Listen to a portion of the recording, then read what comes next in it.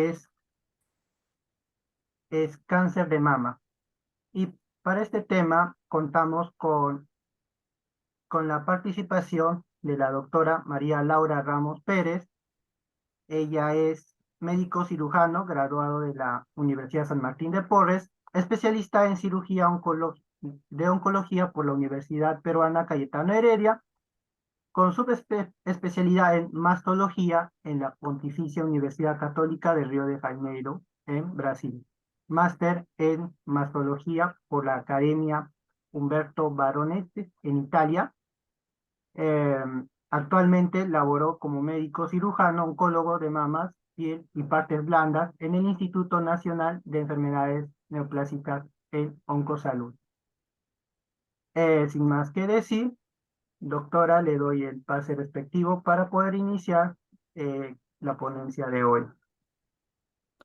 Buenas noches a todos, es un gusto estar aquí hoy. Quisiera empezar a compartir pantalla, pero no me está permitiendo. A ver, un minuto. Muchas gracias, Anthony, por la invitación. Muchas gracias a todos ustedes. Yo soy la doctora María Laura Ramos Pérez, especialista en cirugía oncológica y subespecialista en mastología. Y el día de hoy es el tema que vamos a tratar, cáncer de mama. ¿Quién de nosotros no ha escuchado alguna vez hablar de esto porque alguien tuvo un cáncer de mama o porque lo vimos en la televisión?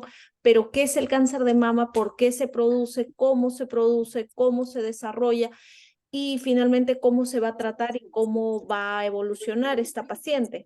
Que en nuestra práctica diaria ustedes como futuros médicos van a encontrar casos así. Entonces, quisiera empezar a compartir mi pantalla. Por favor, un minutito.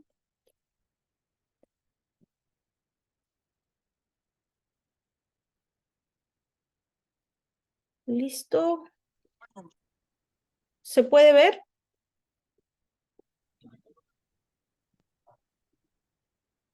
Un minuto, por favor.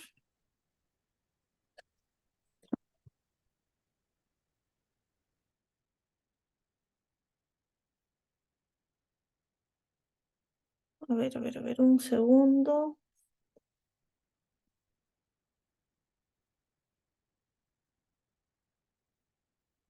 Un momento, estoy solucionando, por favor, lo de la pantalla.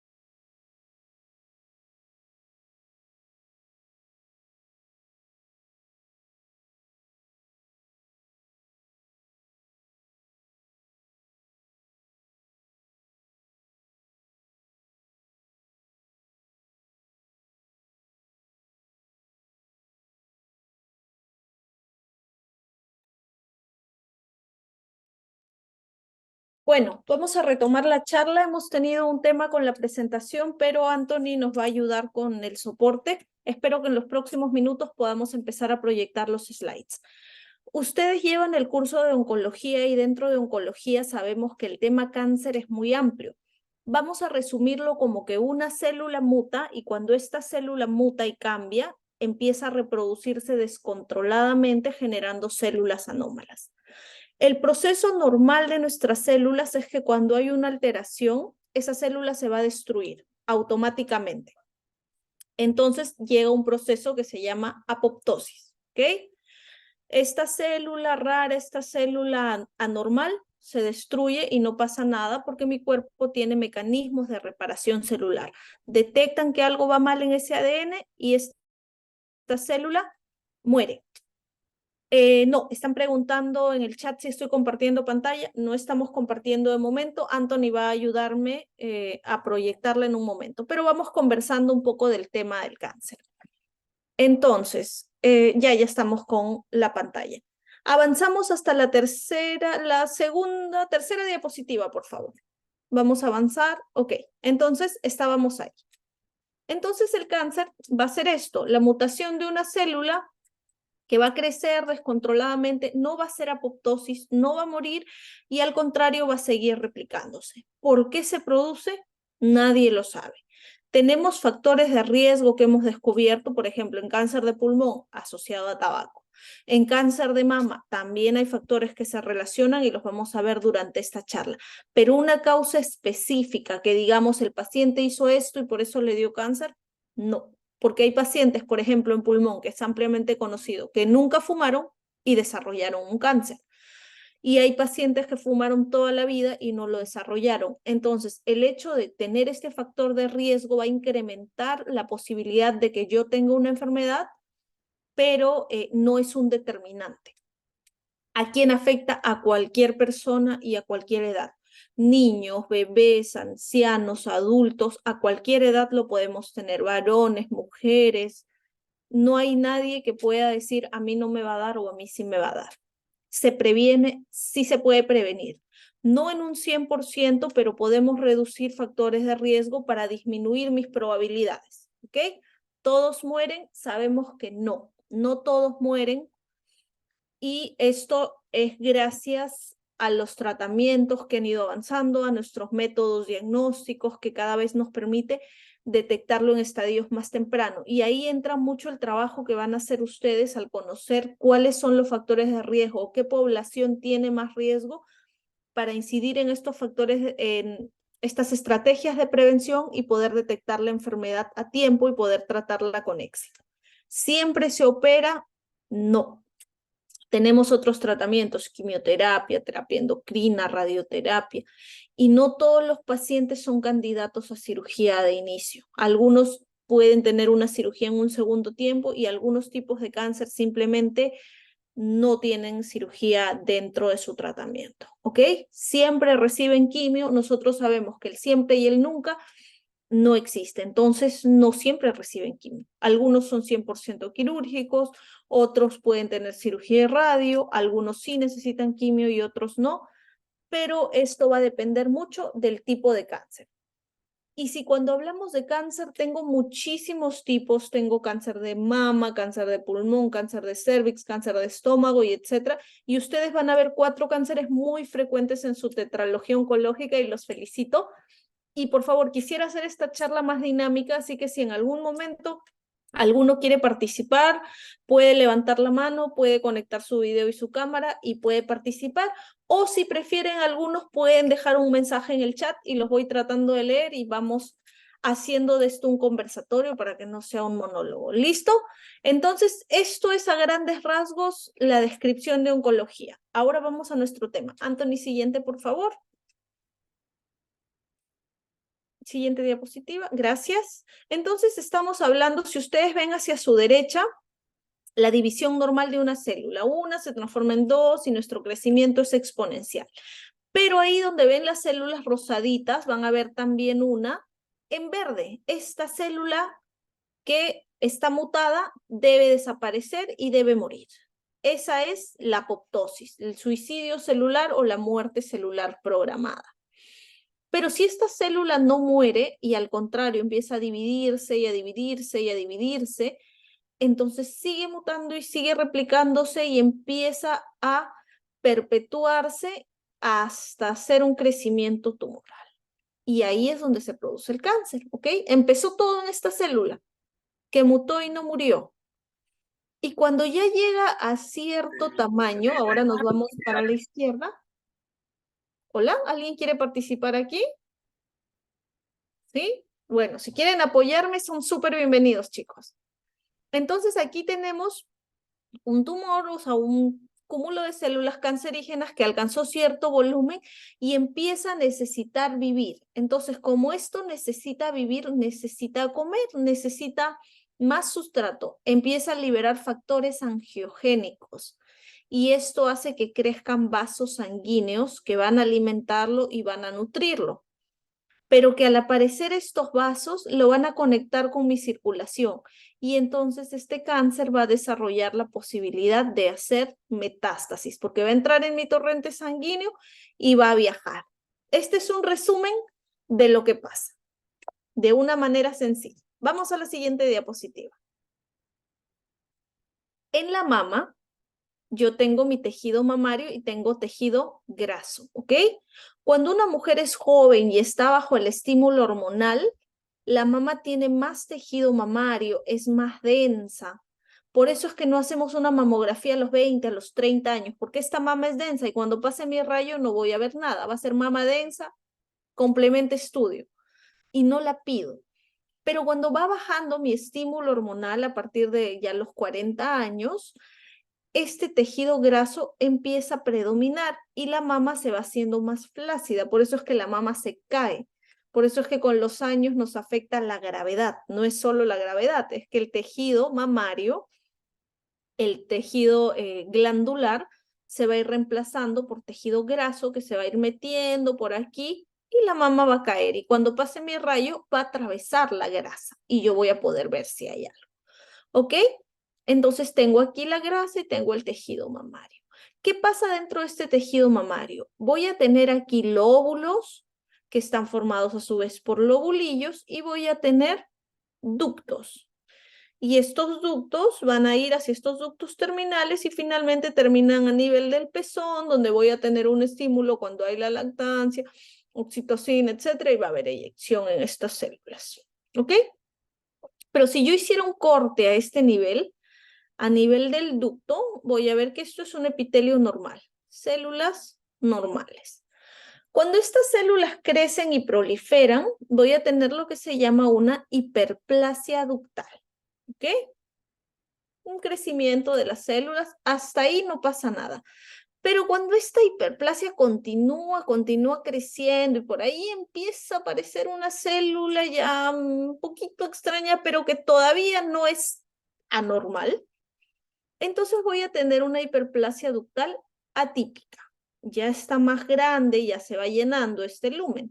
Y si esto continúa así, va a evolucionar hacia un cáncer in situ, intraductal. Creció hacia adentro, todavía no ha salido, está aquí. ¿Ok? Este cáncer in situ es el estadio 0 del cáncer de mama.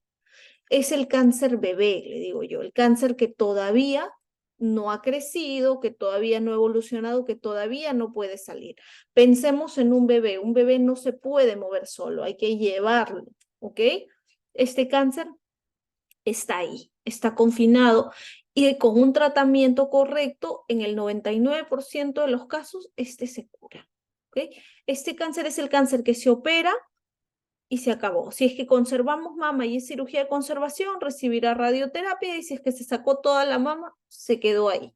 No necesita más tratamiento, ¿ok? Este es el cáncer in situ, el que se cura, el cáncer bebé. Si este cáncer continúa o hay otro tipo de cáncer o dependiendo del tipo de célula que afecte, invade, infiltra y entonces se llama microinvasivo, cuando ha infiltrado poquito, milimétricamente, pero ya cuando invade realmente y se sale, tengo el cáncer invasivo. Mi cáncer in situ es el estadio 0. El cáncer invasivo ya tiene 4 estadios, 1, 2, 3 y 4. Lo vamos a ver. Siguiente, por favor. Siguiente diapositiva. Ok. Entonces aquí estoy viendo que tengo un tumor en la mama. Aquí a la izquierda, un tumor en la mama. ¿Ok? Va a liberar factores angiogénicos, etc. ¿Y qué pasa con este cáncer de mama? Nosotros tenemos el sistema vascular y tenemos el sistema linfático. Si esto llega al sistema linfático, que es lo más frecuente, va a ir hacia los ganglios.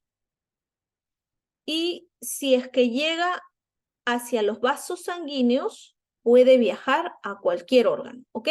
Entonces el cáncer tiene diseminación linfática y tiene diseminación sistémica.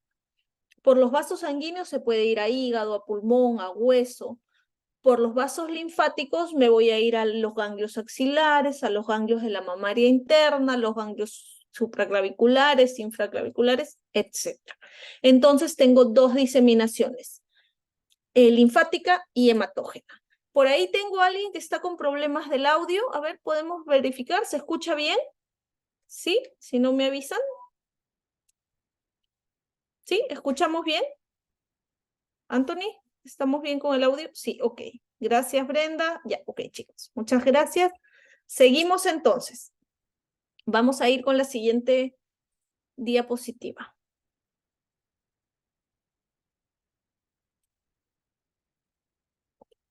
Entonces aquí nuevamente lo que decíamos, ese tumor que puede viajar y puede ir hacia ganglios o puede ir hacia cualquier parte una vez que ha infiltrado. Por eso es que el carcinoma invasivo tiene posibilidad de hacer metástasis. Siguiente.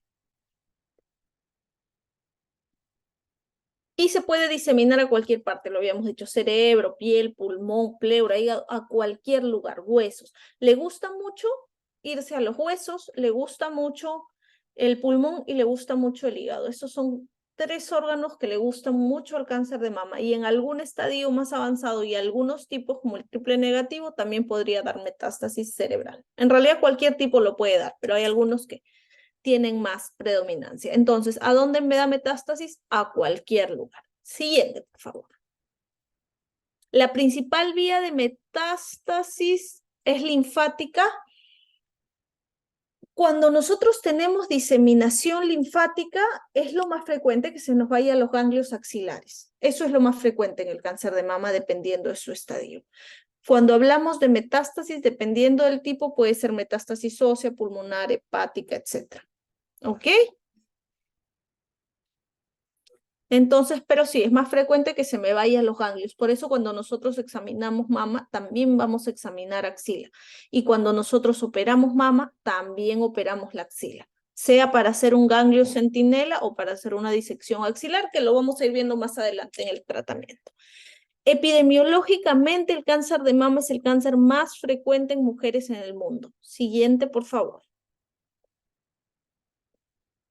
Entonces, aquí vamos a ver que en varones tenemos próstata y en mujeres tenemos mama a la cabeza, ¿ok? Y tenemos una alta incidencia, más de 40, y una mortalidad como en 10. Seguimos, por favor. Entonces es un poco de estadística. Ya, y aquí me gusta este cuadro porque nosotros vamos a ver qué ha pasado específicamente en nuestra realidad desde 1968 hasta el 2012. Es decir, nos estamos yendo como unos 50 años. Entonces vamos a ver, si nos ubicábamos en 1970, todavía no habíamos nacido, ninguno de nosotros, ¿ok? Teníamos que aquí en rojo yo tenía una alta incidencia de cáncer de cuello uterino, cervix. Cervix era el cáncer más frecuente y mama estaba por aquí, en rosado. ¿Listo? Pero ¿qué fue pasando con el tiempo? Miren lo que pasa con cervix, esta línea roja de aquí. Cervix va disminuyendo. ¿Por qué? Porque empezamos a hacer Papa Nicolau, empezamos a descubrir que el cáncer de cervix estaba relacionado al virus del papiloma humano, que cuando había una lesión premaligna como un NIC1, NIC2, NIC3, y yo trataba ese cervix, podía evitar que el cáncer de cervix se desarrolle en un futuro. Identifiqué lesiones premalignas y empecé a tratarlas.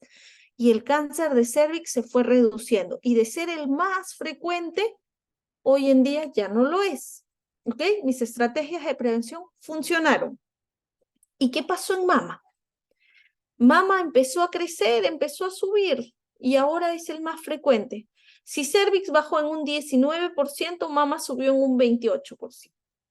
Entonces, ¿qué me pueden decir, doctora? Tal vez ya ahora hacemos mamografía. Pues sí, ahora hay más mamografía. Eso es cierto. Ahora detectamos más cáncer y lo podemos detectar en estadios más tempranos.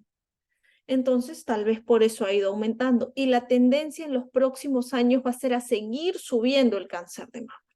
Entonces, nuestro trabajo es pensar qué pacientes tienen más riesgo, en quiénes puedo sospechar y qué es lo que voy a hacer para orientar. Tal vez no todos sean oncólogos, pero hay que saber del cáncer de mama porque es una realidad con la que vamos a vivir. Vámonos a la siguiente diapositiva, por favor.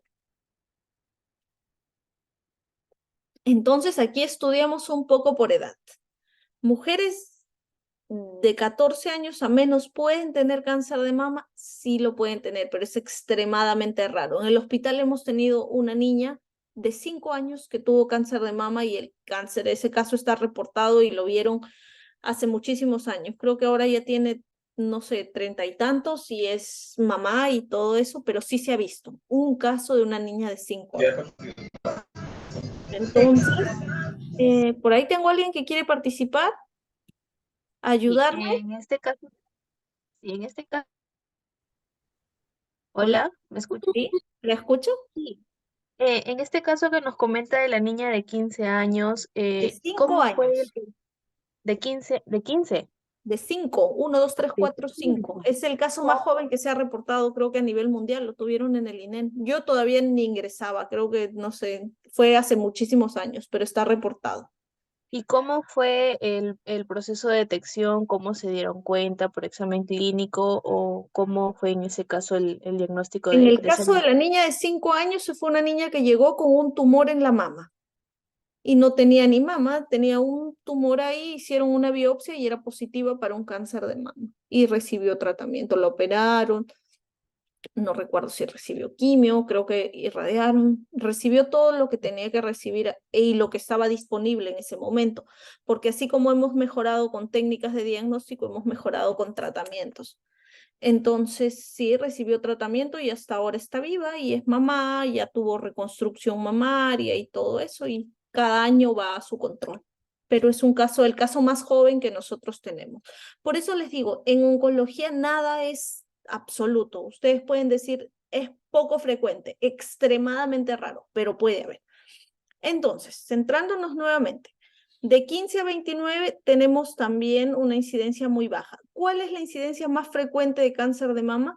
De 45 a 59 años. Este es el grupo que está más afectado. Por eso es que se recomienda arrancar con mamografía a los 40, porque después de eso, después de los 45 es donde aparece más cáncer. Cuando aparecen mujeres más jóvenes, también aparece y hay que tener en cuenta que esto está asociado a un mal pronóstico, está asociado a cánceres más agresivos, porque no es común que estén jóvenes. Lo más común es que aparezca después de los 45. En jóvenes puede aparecer también, lo hemos dicho, pero lo más común es arriba de los 45. ¿Listo? Y puede aparecer a cualquier edad. A mayor edad, mejor pronóstico. Seguimos, por favor.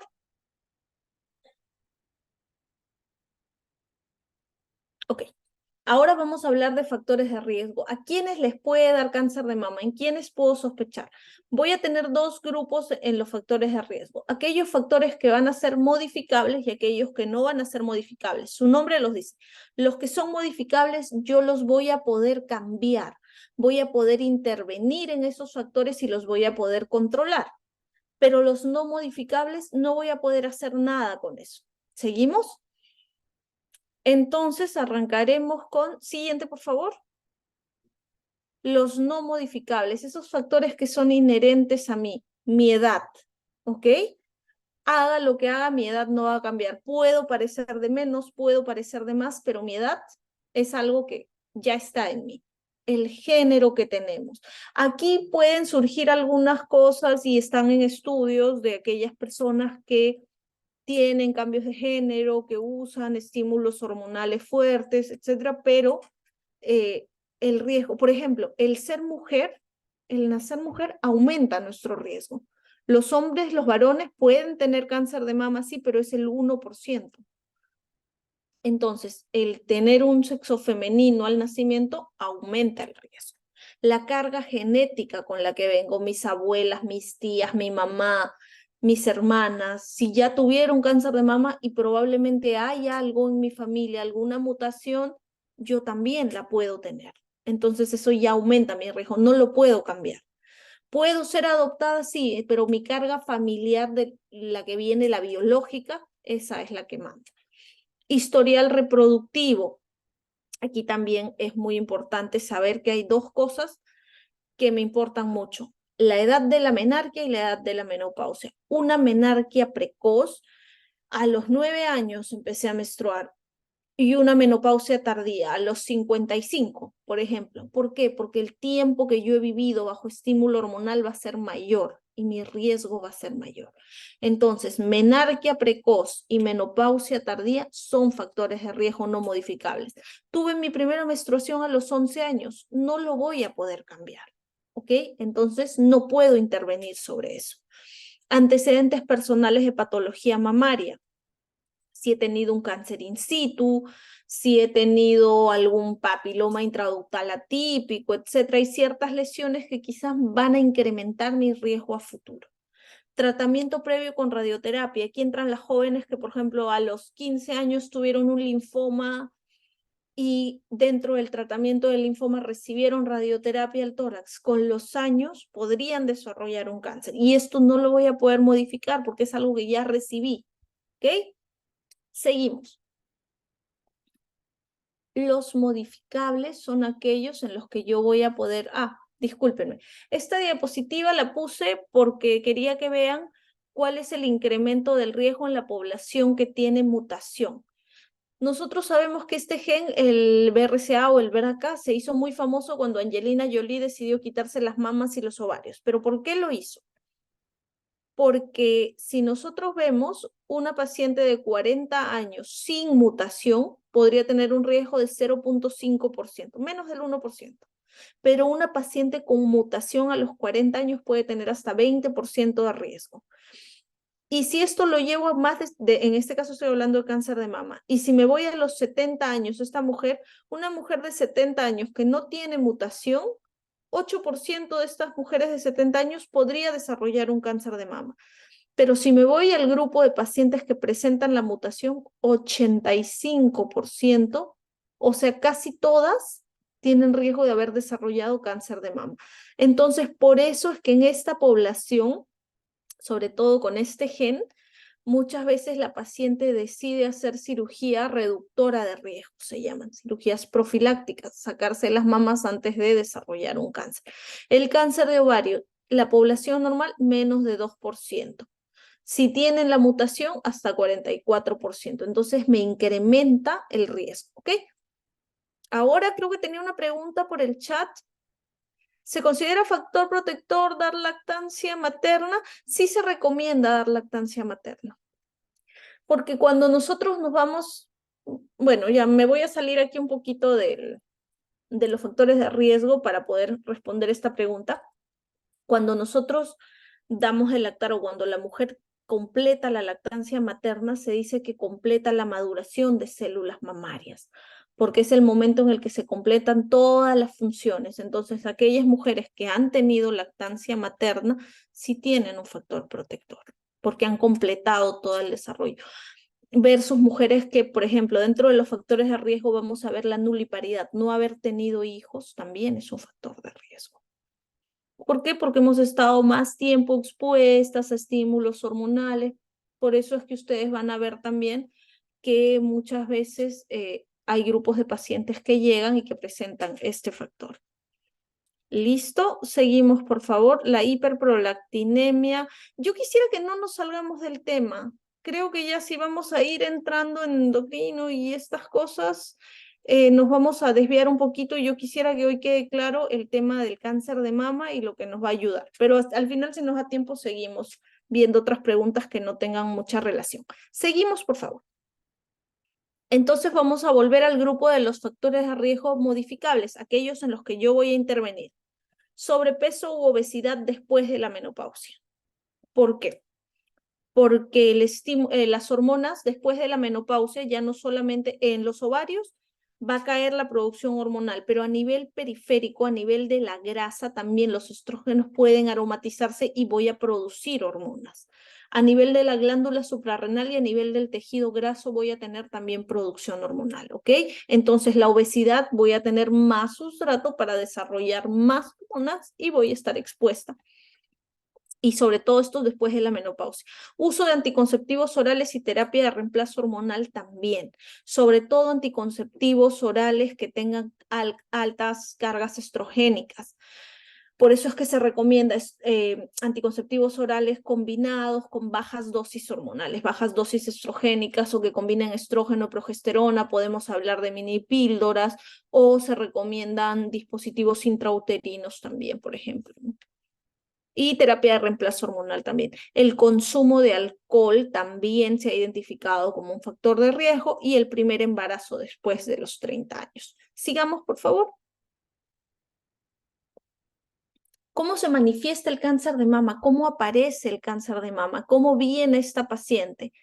Clásicamente por una masa o un bulto. Va a decir, me ha salido algo en la mama, me estaba bañando y sentí esto. O muchas veces va a ser que tuvo un golpe y a raíz de esto se tocó, ay, me duele. Y cuando se toca es que siente que ahí hay algo. Y esto no se confunda, porque a veces uno dice, sí que es del golpe, porque la paciente viene diciendo eso. Pero si es que lo analizamos y lo hablamos con ella, es que después del golpe o después de que hizo un mal movimiento o sintió dolor por otra causa, se tocó y tiene esta masa, este bulto, ¿ok? Cerca de la mama, en la mama o en la axila. Cambia la forma y el tamaño de la mama, ¿ok? Puedes sentir que la mama está de más volumen o que está retrayéndose, está más pequeña, está diferente de la otra. La piel se arruga un poco, se enrojece, hay algún cambio. El pezón se invierte, hay salida de líquido por el pezón y muchas veces este líquido es sanguinolento. Ojo que estos síntomas pueden ser únicos o pueden venir combinados. Puede venir un bulto en la mama con un edema de piel, como una piel de naranja, y me parece que hay una celulitis o algo ahí, puede decirlo. Entonces, puede ser que haya solo un síntoma o puede ser que hayan más. Seguimos, por favor. Entonces, volvemos a la clínica. Tumor palpable, indoloro, cambios en la piel, retracción del complejo areola-pezón, una secreción, sobre todo a veces dicen, no, estaba durmiendo, me levanté y vi que en la pijama estaba manchado como una sangre y presioné en el pezón y salió algo rojizo. Entonces se asustan y vienen, esto puede ser un cáncer, ojo. Y cuando las mujeres vienen al momento del diagnóstico, yo examino mamas y axilas y el 30% podría tener adenopatías ya metastásicas, podría tener ya ganglios comprometidos en la axila. 3 de cada 10 ya tienen tumor en mama y en axila. ¿Listo? Seguimos, por favor, Anthony. ¿Dónde es más frecuente que yo tenga el tumor? En el cuadrante superexterno. Divido mi mama en 4, ¿ok? 2 líneas. Cuadrantes superiores, cuadrantes inferiores, cuadrantes externos, cuadrantes internos. Aquí 50% en el súper externo. Esa es la localización más frecuente. Ojo, porque creo que por ahí hay una pregunta de esto. Siguiente, por favor. Puede manifestarse así, dependiendo del momento en el que lo encuentre. O puede ser una mama completamente normal, pero que yo ya tenga un carcinoma in situ. Seguimos. Diagnósticos diferenciales. No todas las mamas que vengan rojas y con un bulto van a ser cáncer. Muchas de ellas van a ser mastitis a la cabeza, sobre todo si la mujer es joven. Muchas mujeres jóvenes vienen con mastitis. Y no todas las mastitis están asociadas a la lactancia. Tengo la mastitis puerperal y tengo la mastitis crónica. Tengo diferentes tipos de mastitis. Y estas mastitis crónicas muchas veces se confunden con cáncer de mama. O hay cánceres que van inicialmente a una consulta ginecológica y les dicen es mastitis y les dan tratamiento meses y nunca mejora. Y cuando hacemos una biopsia es cáncer. Por eso es que siempre se recomienda una confirmación del diagnóstico antes de empezar un tratamiento. Otros tumores que yo puedo palpar y que son buenos, fibroadenomas, hay calcificaciones, hay necrosis grasa que yo podría estar palpando como un tumor y no son cáncer. Fibroadenomas, sospecharlos en mujeres jóvenes también. Sigamos, por favor. Los estudios de imágenes, por ejemplo, la ecografía, la mamografía, me ayuda bastante a establecer las características de las lesiones y poder dar un diagnóstico diferencial. El examen clínico. En el examen clínico de las mamas tenemos dos. Uno, la autoexploración que se va a hacer la mujer misma y eso también lo vamos a explicar ahora cómo es que lo vamos a hacer. Y otro, el examen que nosotros vamos a hacer en consultorio en el que vamos a examinar la mama y también vamos a examinar la axila, no se olviden. Siguiente, por favor. ¿Cómo es el autoexamen? En el autoexamen lo primero que vamos a hacer es saber en qué momento lo vamos a hacer. Y esto va para las chicas y chicos, ¿ok? Porque todos tenemos en casa la mamá, la tía, la hermana, o tenemos amigas, suegra, etc. Y las chicas también, porque nos pueden preguntar cómo es que lo hago. Entonces, una vez al mes, cuando estamos todavía en la edad de la menstruación, vamos a hacerlo una semana después de la menstruación. Y cuando son mujeres postmenopáusicas, van a fijar un día al mes. Ejemplo, el 15 de cada mes, el 1 de cada mes, el 30, el 20, etcétera, el día que quieran. Pero se fija un día. Y cuando son premenopáusicas, una semana después de culminada la menstruación. Idealmente es al momento del baño, porque, bueno, en los baños usualmente hay un espejo, uno se puede parar frente al espejo y va a observar. Se observan las mamas con las manos en la cintura, ¿ok? Se observan ambas mamas y luego con las manos hacia arriba, ¿ok? Levantamos los brazos y observamos las mamas. Entonces, ¿cómo son mis mamas? Simétricas, sí, no hay cambios en la piel. Si observo algo que llame mi atención, por ejemplo, como cambios en la piel, ya voy a tener alguna alerta, voy a buscar alguna ayuda. Siguiente, vamos a empezar la palpación. Para empezar a palpar se va a colocar una mano detrás de la cabeza. Aquí en el dibujito no está correcto, ¿ok? Porque no coloca la mano detrás de la cabeza. Van a colocar una mano detrás de la cabeza y luego con estos dedos en la otra mano se va a empezar a palpar. Se va a empezar a partir de la axila y luego en sentido de las agujas del reloj se va a palpar toda la mama, finalizando con una leve presión a nivel del complejo areola-pezón. ¿Ok? Esta es una forma. La otra es ir de arriba hacia abajo y apretar un poquito. ¿Cuál es la que yo recomiendo? Una mano detrás de la cabeza y con la otra palpar desde la axila en sentido de las agujas del reloj, finalizando con una leve presión a nivel del complejo areola-pezón para evaluar si hay salida de secreción o no.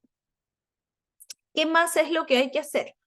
Una vez que ya hice esto de pie, vamos a recostarnos y colocar una almohada o una toalla doblada debajo de los hombros y esto va a permitir que el tórax se hiperextienda.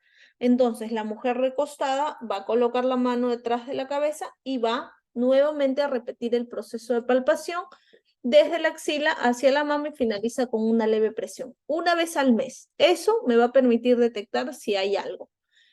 Y lo voy a explicar más adelante. Sigamos, por favor. Ese es el autoexamen. ¿Qué otra cosa tengo que saber? El examen radiológico. Y aquí entran mamografía, ecografías de mamas y resonancia magnética.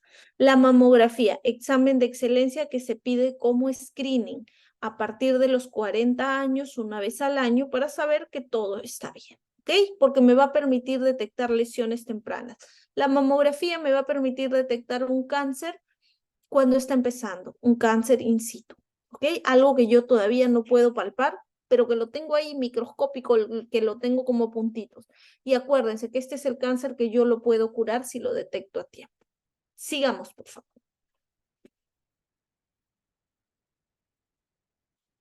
Reduce el riesgo de morir por cáncer de mama en un 35% y lo recomiendan a partir de los 40. Sigamos. ¿Ok? Entonces, en la mamografía voy a tener incidencias para hacerlas y me va a permitir detectar lesiones pequeñitas, lesiones no palpables, lesiones ocultas. Por eso es súper importante. Sigamos, por favor.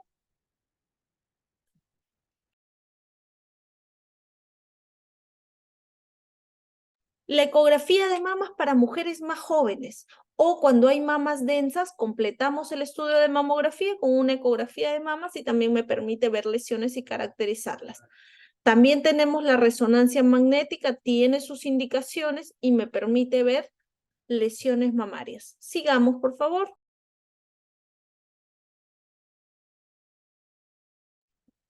Cuando yo he detectado una lesión, ¿cuál es mi siguiente paso?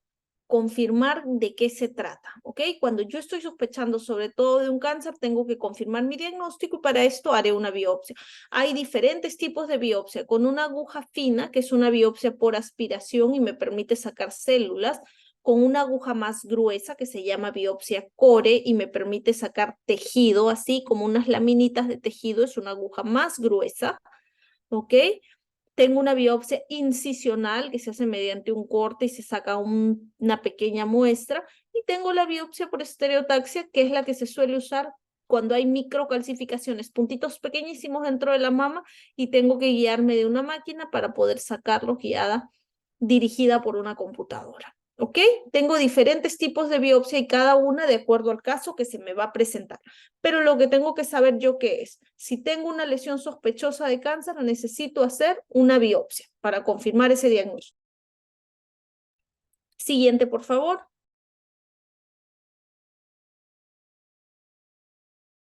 Ya confirmé que mi paciente tiene un cáncer. Ahora, ¿qué es lo que tengo que hacer? Ok. Antes de empezar el tratamiento, yo tengo que saber dos cosas. ¿Qué tipo de cáncer es y en qué estadio está? Ojo, que el cáncer de mama no todos los cánceres son iguales. Es como decir un grupo de mujeres, no todas van a ser iguales. Lo mismo me va a pasar con el cáncer de mama. Voy a tener subtipos y eso también lo vamos a descubrir. Y mi siguiente pregunta era, ¿en qué estadio se encuentra? Es diferente tratar un estadio in situ a tratar un estadio 4, que es el estadio donde ya hay diseminación. Entonces, para esto usamos lo que se llama TNM. El T significa tumor, N, nodes, ganglios, y el M, metástasis, ¿ok? TNM, ese es el sistema que usamos en casi todos los cánceres. El T va a depender del tamaño del tumor y de si hay compromiso o no de piel. Mide menos de 2 centímetros, no compromete piel, T1. De 2 a 5 centímetros, T2, T3 más de 5 centímetros y así. Los ganglios. N0 si no hay ganglios y N1, 2 o 3 si hay ganglios. Y de acuerdo del nivel o del compromiso de ganglios, por ejemplo, si ya tengo ganglios cervicales, supraclaviculares, ya tengo un N3. Si solo tengo ganglios en la axila móviles, tengo un N1. Si tengo conglomerados, tendré un N2. ¿Ok?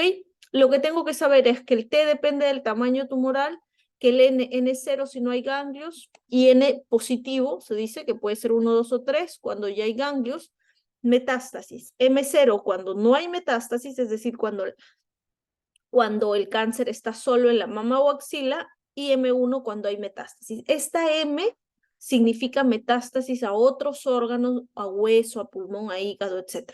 Cuando tenemos ganglios, no se considera aquí M, ¿ok? Se considera como diseminación linfática. Siguiente. Y aquí lo vemos en un dibujito. El estadio 0 era el in situ. La mama está prácticamente normal. Este es el que yo encuentro porque hice una mamografía, porque mi mamá tenía 50 años y le dije, hazte tu mamografía, mamá, se la hizo. Y espero que no, pero encontraron algo muy pequeñito in situ, estadio 0. Este se cura. El estadio 1, un tumor chiquito, generalmente sin afectación ganglionar. El estadio 2, ya un tumor más grande, puede o no haber ganglios.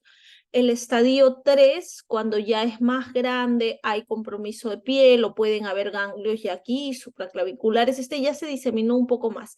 Y el estadio 4, cuando se salió completamente de la mama y se fue a otros órganos, aquí a pulmón, a hígado, hueso, etc.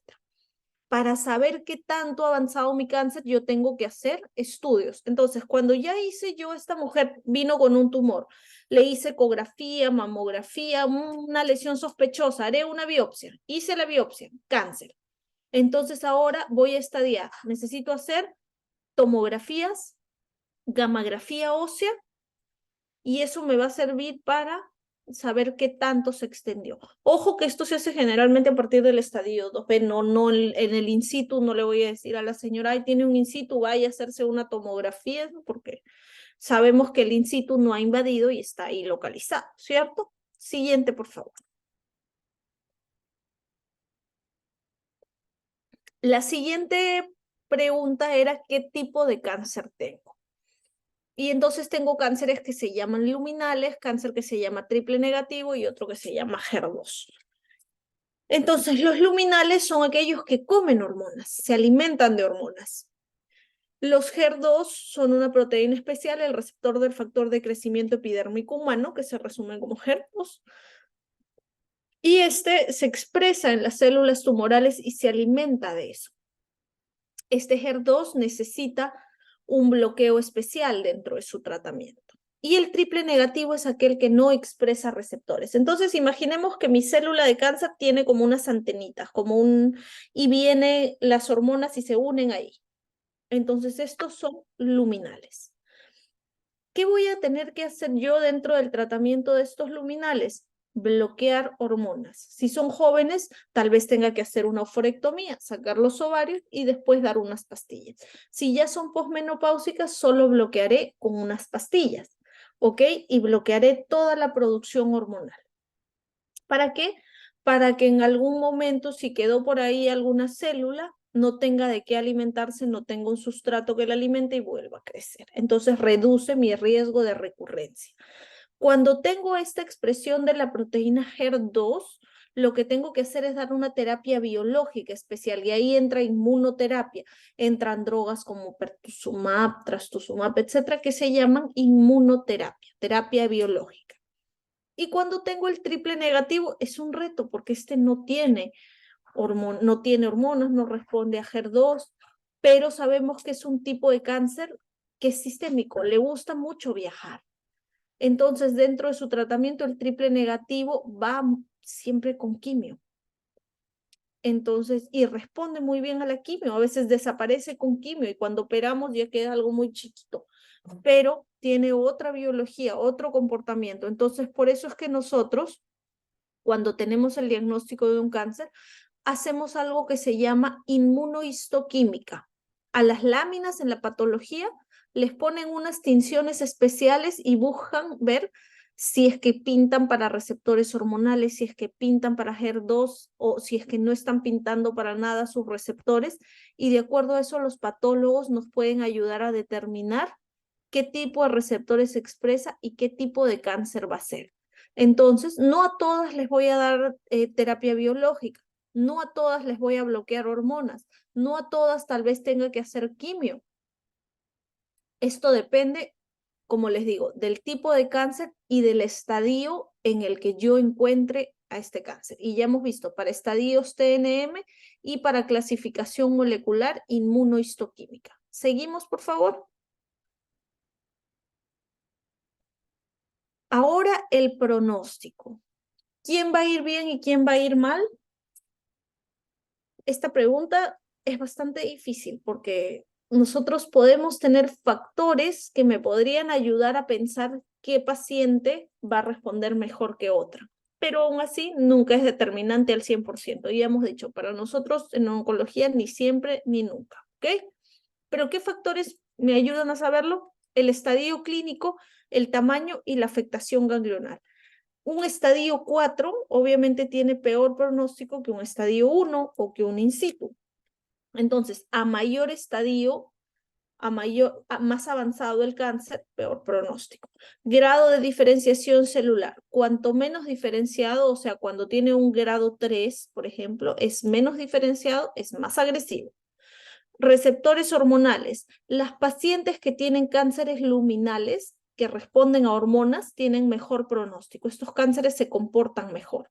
Si bien es cierto, van a necesitar bloquear hormonas, tomar pastillas por varios años, pero van a ir mejor, evolucionan mejor.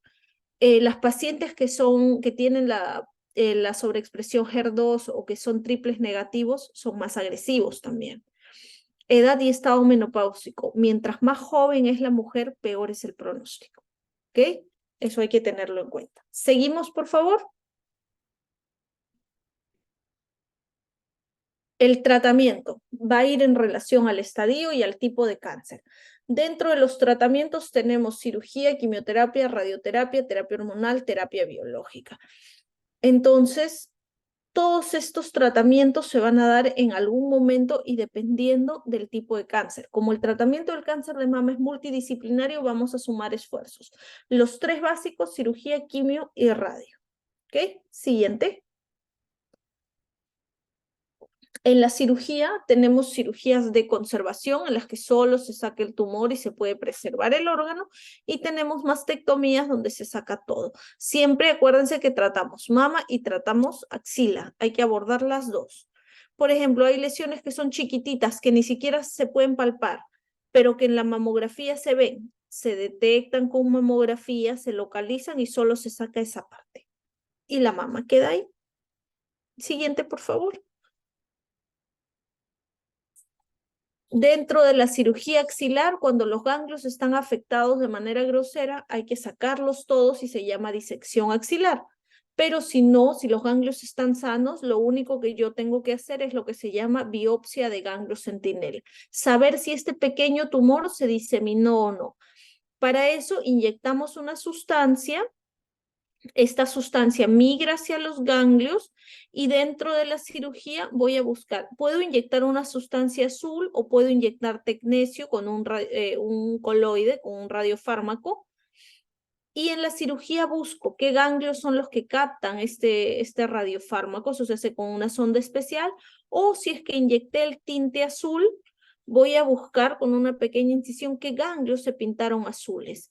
Y estos son los que están recibiendo el drenaje de la mama, son los centinelas, los que custodian la puerta. Entonces saco estos centinelas y los mando a estudiar. Si el patólogo me dice que estos centinelas están sanos, significa que el cáncer no ha llegado a diseminarse ahí y los otros ganglios se quedan tranquilos. Si el patólogo me dice que hay cáncer, entonces evaluaré y tengo que tratar también esta axila. Tengo que sacar todos los ganglios o irradiar. ¿Ok? Siguiente, por favor.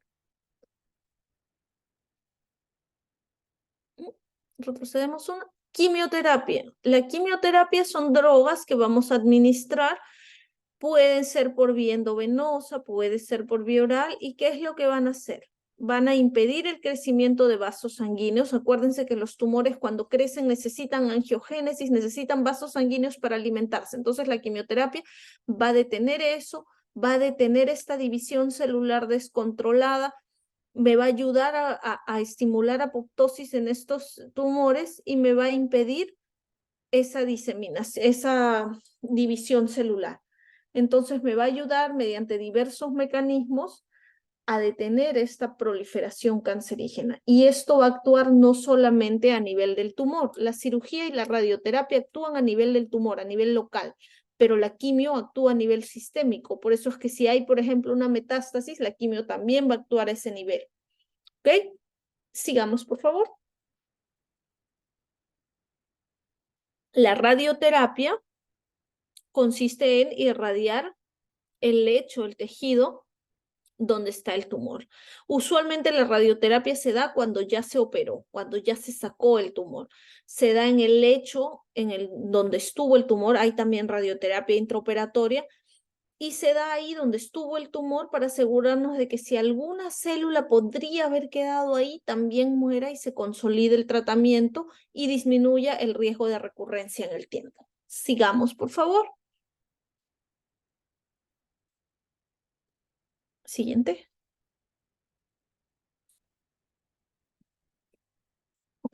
la terapia endocrina en mujeres que tienen receptores hormonales expresados, o sea, en mujeres que tienen cánceres luminales. Si es una mujer que tiene un cáncer triple negativo, no le voy a dar hormonoterapia porque no la va a ayudar en nada. Entonces aquí tengo dos grupos grandes, el del tamoxifeno, que son inhibidores selectivos de los receptores de estrógeno, y los inhibidores de aromatasa, ¿ok? Ambos tienen diferentes mecanismos, pero lo importante, el tamoxifeno lo uso en premenopáusicas y los inhibidores de aromatasa generalmente en mujeres postmenopáusicas. Sigamos, por favor. Siguiente.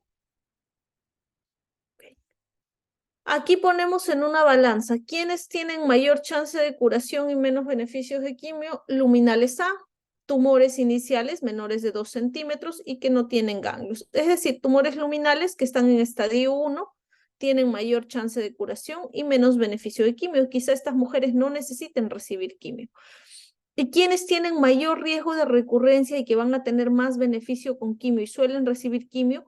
Luminales B, HER2 sobreexpresado, triple negativo y mujeres que tengan un KI alto, mayor de 15 o 20%, que el KI es el índice de replicación. Las que tienen un KI, por ejemplo, 80, 90%, significa que este tumor se está replicando rápido, va a tener más beneficio con la quimio. Siguiente. Siguiente. Ok, entonces aquí vamos a volver a hablar del autoexamen. Y les había dicho por qué es importante. Si bien es cierto que no me va a ayudar a detectar un cáncer, me va a ayudar a conocer mi cuerpo. Todas las mujeres lo deben hacer porque van a conocer lo que es normal para una. Si yo sé lo que es normal para mí, en algún momento va a haber algo que cambie y yo me voy a dar cuenta y voy a decir, no, esto no es normal en mí, aquí está pasando algo. Y me va a ayudar a sospechar y a poder buscar ayuda a tiempo. Entonces, siempre lo mejor es prevenir. ¿Cómo vamos a prevenir? Haciendo un autoexamen una vez al mes, antes de la menopausia, en mujeres jóvenes, una semana después de la menstruación, y en mujeres postmenopáusicas, acuérdense, un día fijo al mes. Y una mamografía a partir de los 40 años, una vez al año. Les dejo mi correo y estoy a su disposición para preguntas. Gracias por su atención, chicos, que hemos estado casi una hora aquí. Muchas gracias. Muchas gracias, doctora. Eh, la información estuvo muy importante y muy interesante, dado también a que el 19 de octubre es el Día Mundial de Cáncer de Mama. Así que es una información muy importante para que puedan compartirlo también en familia, para que sobre todo si tienen hermanos, tías, abuelitas, etcétera, puedan de alguna manera, pues, el tema de prevención, ¿no? Y bueno, más que nada, muchas gracias, doctora María Laura Ramos, por aceptar nuestra invitación. Vamos a pasar al bloque de preguntas, así que vamos a dar unos 30 segundos para que puedan formular sus preguntas mediante el chat o simplemente puedan levantar la manito y se les pueda dar el pase para que pueda formular su pregunta.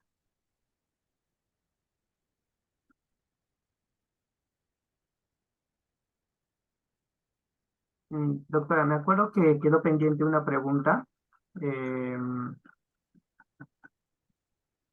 sobre la la... hiperprolactinemia, Sí, ¿cierto? exacto, doctora. En realidad no aumenta el riesgo de cáncer de mama. No hay problema con eso. Pero sí sería conveniente que esas pacientes tengan un adecuado estudio hormonal, determinen la causa. Podría haber un problema de hipófisis en ese caso. Pero de cáncer de mama no es un factor que aumente el riesgo, ni que sea un factor protector tampoco para cáncer de mama. Tener con anterioridad, a ver, espérenme, aquí tengo dos preguntas, creo, sí. El tipo más común de cáncer de mama es el cáncer ductal infiltrante luminal. Los luminales son más frecuentes, porque acuérdense que en las pacientes mayores suele ser más frecuente después de los 50 y suelen ser estos, los luminales. ductales infiltrantes luminales. ¿Qué tan relevante es la masa de mama como factor de riesgo en el cáncer de mama? Toda masa en la mama tiene que estudiarse porque podría ser un cáncer. Sí, podría ser algo benigno, sí, pero podría también no serlo. Entonces, si hay una masa, hay que estudiarla. Hay que hacer estudios de imágenes. De acuerdo a eso, si cuando hacemos los estudios de imágenes vemos que hay sospecha, y para esto ustedes van a ver algo que se llama la clasificación BIRATS. Los radiólogos, cuando hagan un estudio de mama, o a ustedes les llegue una prima, una amiga, alguien les dice, me hicieron una ecografía, mírala. En la conclusión van a ver BIRATS 0, 1, 2, 3, 4, 5. Entonces, también hay 6. Si ustedes ven esto, cuando tienen un BIRAT 0, significa que necesitan hacer otro estudio porque ese estudio no concluye. Ejemplo, una mamografía que ve una mama densa no va a poder concluir. Cuando vean un BIRATS 1, es un estudio normal. Un BIRATS 2 significa que tengo una lesión benigna, me voy a quedar tranquila. Un BIRATS 3 significa una lesión que probablemente es benigna, que en 6 meses voy a tener que hacer un nuevo estudio. Un BIRATS 4 ya es una lesión que tiene sospecha y necesita una biopsia, y un BIRATS 5 es una lesión altamente sospechosa de cáncer, 95% de probabilidad de que lo sea. Entonces, si yo veo que mi masa en la mama, cuando me hicieron un estudio de imágenes, es un BIRATS 4 o 5, digo, no, esto puede ser un cáncer, voy a hacer una biopsia. Si yo veo que es un BIRATS 2, por ejemplo, voy a decir, no, esto es benigno, puede ser un fibroadenoma, voy a observarlo, dependiendo del tamaño. Pero una masa tiene que estudiarse, sí es un factor, ¿ok? No está establecido como un factor de riesgo que toda mujer con masa mamaria tiene riesgo de cáncer. No, no así, porque los factores, acuérdense que habíamos dicho modificables y no modificables. Si yo tengo un fibroadenoma en la mama, no me va a aumentar el riesgo de tener cáncer. Tengo una masa, pero es una masa benigna. Entonces, toda masa en la mama tiene que estudiarse, sí, pero no es un factor de riesgo como tal la masa, porque si es benigna, no me aumenta el riesgo. ¿Tener con anterioridad cáncer de cervix aumenta el riesgo de tener cáncer de mama? No. El cáncer de cervix es otra patología, no está relacionada al cáncer de mama. A ver, si una paciente tiene síndrome de ovario poliquístico y tiene las hormonas femeninas bajas y las masculinas altas, debe tener un tratamiento hormonal. ¿Puede llegar a tener cáncer? O depende del tratamiento hormonal. ¿Es natural con pastillas? Cuando tenemos un síndrome de ovario poliquístico, muchas veces es necesario, o dentro del tratamiento se van a incluir las pastillas anticonceptivas, pero esto tiene un control ginecológico. Entonces, regula el ciclo y ayuda. De todas maneras, usar las píldoras, hay que ver qué tipo de píldoras estoy usando, qué dosis estrogénica. Entonces, hay píldoras combinadas con dosis menores de estrógenos, progesterona, y consultar esto con su ginecólogo. ¿Listo? Los ginecólogos tienen mucho cuidado con esto, porque sobre todo las pacientes con ovario poliquístico que reciben tratamiento hormonal suelen ser jóvenes, entonces sí tienen bastante frecuencia. ¿Cuál es el cáncer de mama más frecuente, en la derecha o en la izquierda? En cualquiera de las dos mamas, ¿ok? Pero acuérdense que es más frecuente en el cuadrante súper externo, sea en la izquierda o en la derecha. Eso es indistinto. En el cáncer de próstata pedimos laboratorio PSA, ¿sí? Antígeno prostático específico. En el caso de cáncer aparte de mama, aparte de la mamografía, ¿hay algún examen de laboratorio que nos pueda ayudar con el diagnóstico? Miren, hay un marcador tumoral para cáncer de mama que se llama CA15-3. Me ayuda al seguimiento, pero no para diagnóstico, ¿ok? No como el PSA. El PSA en próstata sí me ayuda bastante, pero en mama no tenemos un marcador así. Tenemos a un personal auxiliar de enfermería. ¿Qué cuidados importantes debería brindar? Yo creo que educar a la población, todos ustedes tienen esa función y eso empieza en casa, ¿no? Ahora terminamos la charla y educamos a quienes tengamos, a la mamá, la tía, la prima, la hermana. Incentivamos a hacer mamografía después de los 40. Entonces, esa educación es lo que más puede ayudar. Y cuando un paciente ya tiene el diagnóstico de cáncer de mama, orientarlo a que hay que buscar ayuda, hay que acudir con un especialista, que no todos los cánceres son iguales y no todos se tratan igual. ¿El tamaño o la forma de la mama qué tan relevante es como factor de riesgo? No, no es un factor de riesgo. Mamas grandes, mamas pequeñas, mamas medianas pueden tener cáncer. Y no es que por tener las mamas grandes yo tengo más riesgo o por tener las mamas pequeñas estoy protegida. No, no. Cualquier tamaño, cualquier forma, cualquier mama puede tener cáncer. Hay hombres con ginecomastia, tienen mayor riesgo. La ginecomastia no está asociada como tal a un factor de riesgo en los hombres. Es raro el cáncer de mama, es menos del 1%. Lo que más se asocia en hombres al riesgo de cáncer de mama son los antecedentes familiares o la mutación BRCA. Entonces, la ginecomastia habría que estudiarla, habría que estudiar las causas, pero como un factor de riesgo no. ¿Ok? ¿Alguna otra pregunta? Para dar el diagnóstico de cáncer de mama, ¿cómo lo podemos hacer? Cuando un paciente llega ya con un diagnóstico, hemos concluido, ojo que ustedes no pueden ver un tumor y dicen, no, tienes un cáncer de mama, anda. No. Cuando uno tiene un tumor, lo primero que tiene que hacer, en la mama en este caso, lo primero que tiene que hacer es confirmar el diagnóstico, ¿ok? Voy a pedir exámenes, mamografía, ecografía. Me sale sospechoso BRAF 4, BRAF 5, refiero a un especialista. ¿Por qué? Porque este paciente va a necesitar una biopsia y hasta la biopsia hay que saberla hacer. Y si ya, por ejemplo, el paciente me busca con el resultado de una biopsia que confirma un cáncer, este paciente probablemente ya lo sabe.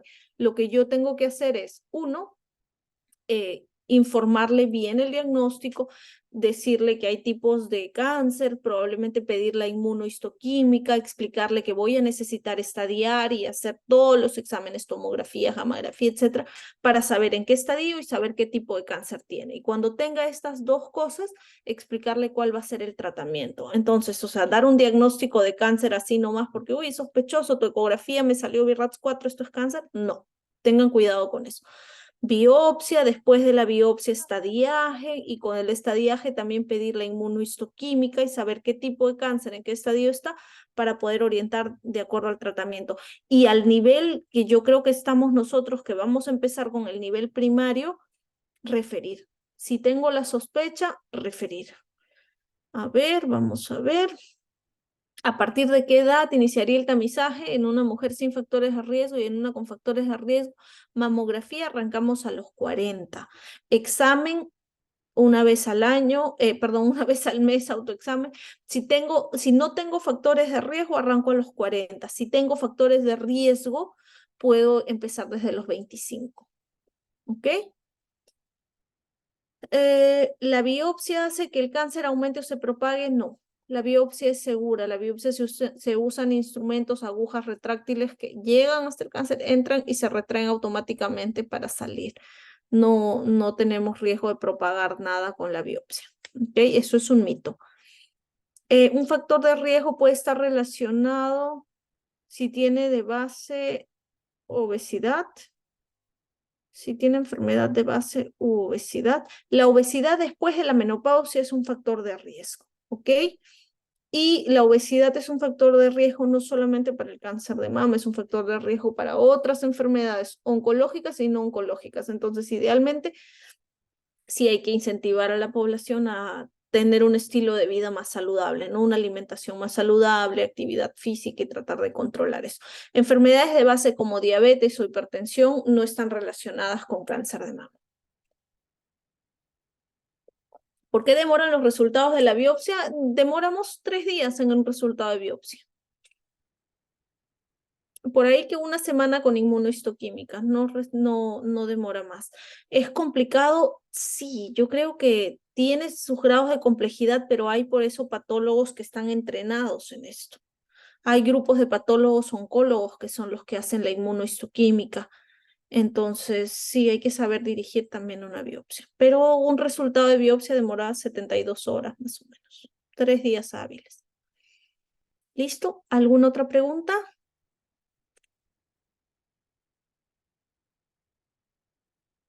Creo que no. Bueno, chicos, les agradezco su participación.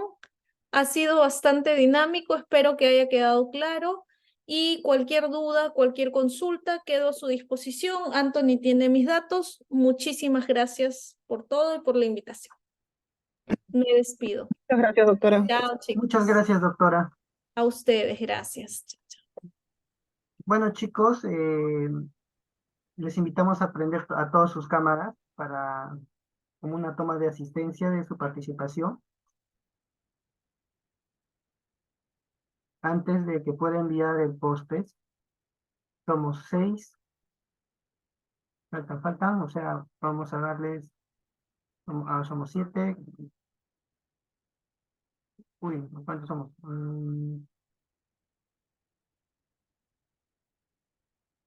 A ver, voy a finalizar la grabación.